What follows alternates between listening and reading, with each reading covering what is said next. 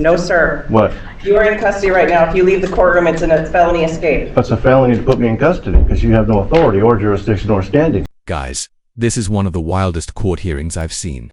A sovereign citizen refuses to turn himself in after a warrant was issued. He even claims he doesn't exist. Seriously. Sorry for the video quality, but this one's worth watching. Let me know what you think of his bizarre arguments.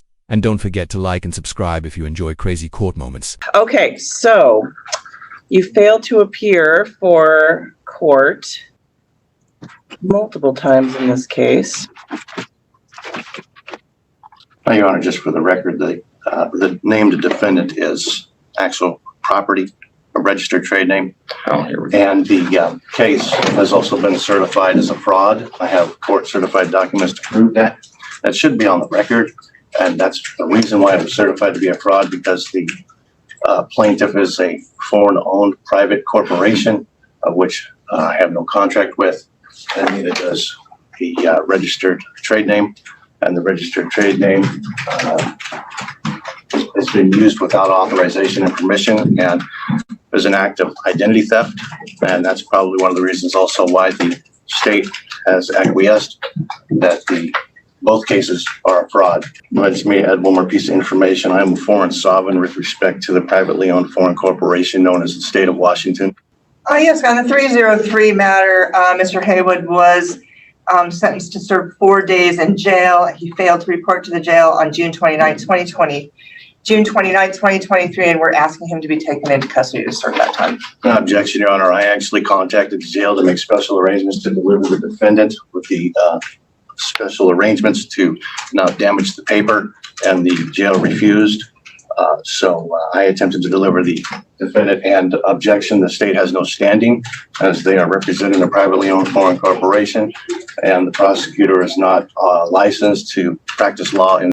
Okay, so I think it's the 303 that he was convicted and ordered to do jail, and you believe that he didn't comply with jail because there's a docket entry that said defendant complied with jail.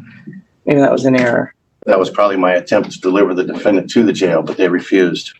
And just to clarify, the defendant only exists on paper, just as the plaintiff only exists on paper. The jail refused the paper, and here we are today.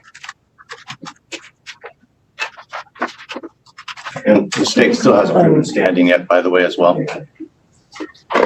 So, Mr. Haywood, it doesn't look like you did the sentence on the 303 matter, and so I am going to quash the warrant. However, I am going to have you serve that time.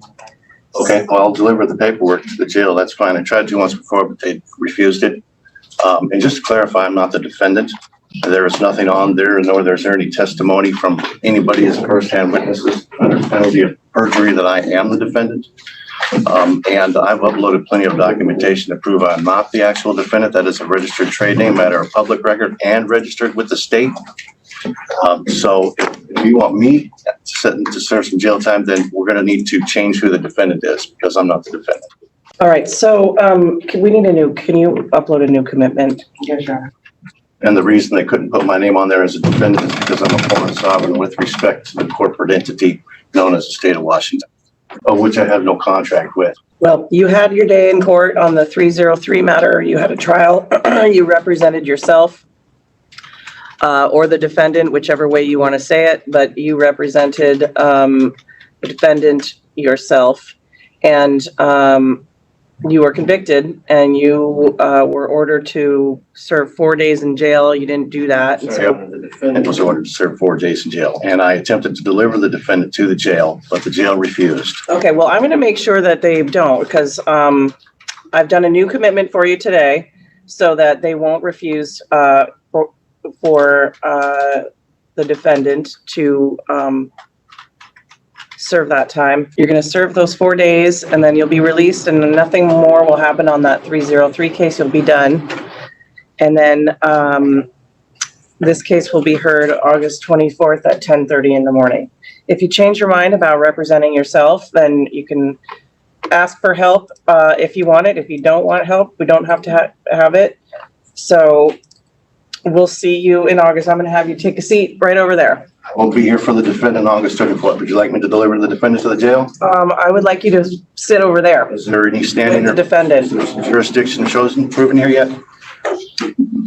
Please go take a seat. Okay, so let the record reflect no jurisdiction has been proven. This case is getting ridiculous. The guy keeps interrupting the judge, questioning her authority, and says he doesn't even identify with his own name. Honestly, I think he should have been held in contempt already. What do you think? Should the judge have taken stricter action or just let the chaos play out? Let's get back into it. And neither has the identity of the defendant definitively been established. Okay, please go take a seat. Sonia Sesko, customer 231024002. Mr. Haywood, sit down. Am I obligated to follow these rules? You are going to sit down right now. Do you have any jurisdiction? I don't believe you have any jurisdiction's been proven yet. Please sit down. Are you threatening me with violence? I'm asking you to sit down. Sit down. You don't have authority over the defendant. He has no authority. What are you doing? Mr. Haywood? You escaping? I got things to do. No, sir. What? You are in custody right now. If you leave the courtroom, it's a felony escape. That's a felony to put me in custody because you have no authority or jurisdiction or standing. You got some proof of Okay, that? well, we are all being recorded, so if you leave this courtroom, it'll be a felony escape charge. Your So you- choice. Okay, well then, I guess in the best interest of peace, in regards to your violence, I will go ahead and relax for a minute, but let's get with it. I got things to do.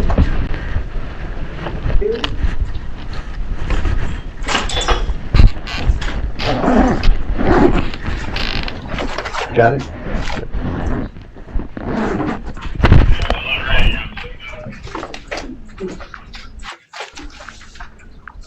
What was that just thrown?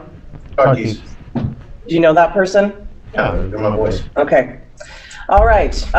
So thank you. Mr. Haywood has been very disruptive. He tried to leave the courtroom once he was placed in custody. So just FYI, be careful with him. So, give me a break. Can I just see just need to see it, thank you. Can I see who's being put into custody, please? I just need to see the name.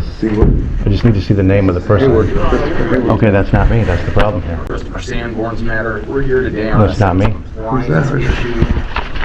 The name is saying it, but that's my registered trade Let me name. go over that with him. I got all that documentation right here. Okay, good. So we're gonna take care of this. Okay. Yeah. Well, this is the defendant technically. If you want that, I can go with you, put everything private. Hold on 1 second. Well, that's taken care of. We can think that can't even get the right name. Did she file a notice of appearance? I will make sure that she does, Your Honor. Okay. Yeah, sorry, I haven't had enough coffee yet today. So yeah, no, you've got Ms. Bradshaw, so that's fine. You don't need to do those forms. But she does need to file a notice. That's enough. They finally took him into custody. He's deep into the sovereign citizen mindset, rejecting laws and living in conspiracy theories. They think yelling, "I'm not under your laws," works, but it only lands them in jail. It's sad, really. Many of them could just pay a fine and walk free, but instead they play games and lose big. Was this guy just delusional or playing a role? Drop your thoughts below and subscribe for more wild courtroom drama.